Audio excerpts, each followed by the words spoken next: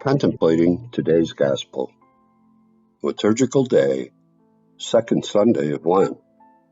The Gospel according to Matthew. Jesus took Peter, James, and John, his brother, and led them up a high mountain by themselves. And he was transfigured before them. His face shone like the sun, and his clothes became white as light. And behold, Moses and Elijah appeared to them, conversing with him. Then Peter said to Jesus in reply, "Lord, it is good that we are here.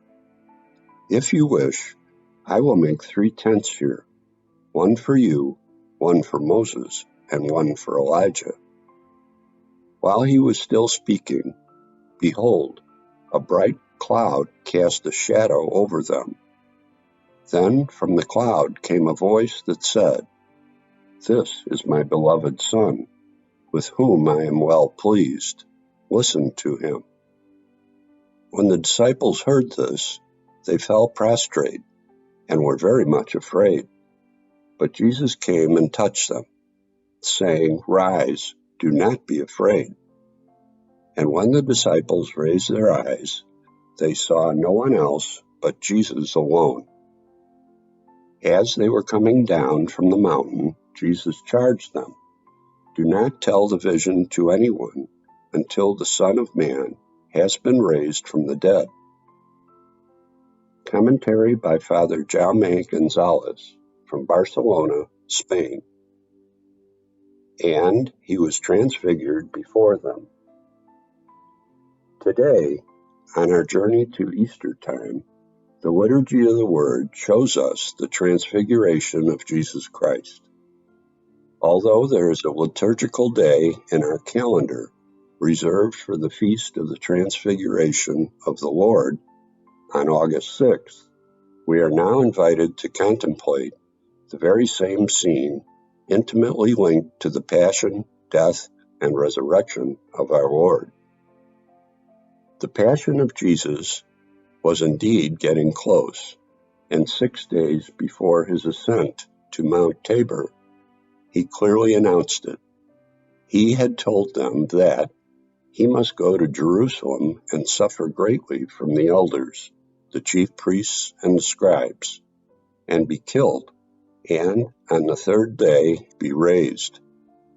But the disciples were not yet ready to see the suffering of their Lord and Master. For them, it was unthinkable that he, who had always been merciful towards the defenseless, who had healed so many afflicted with leprosy, who had given light to so many blind eyes, who had given back motion to so many paralyzed limbs, was to have his own body blemished and scourged before his crucifixion. And in spite of everything, Jesus asserts without any concession, saying, "I had to suffer." Incomprehensible, impossible. But despite all this incomprehension, Jesus knows what he has come into this world to do. He assumes the feebleness and pain overwhelming humanity in order to sanctify it, and thus redeem it from the vicious circle of sin and death. Having defeated death, man, who God created in his own image, is no longer held bondage, no longer a slave to sin and death. This is why the Transfiguration is a splendid icon of our redemption, where the Lord's flesh appears in a glimpse of his resurrection.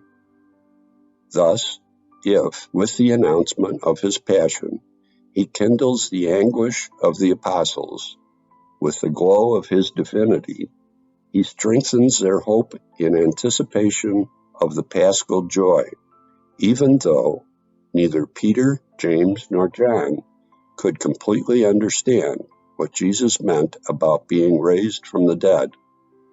They will eventually find out.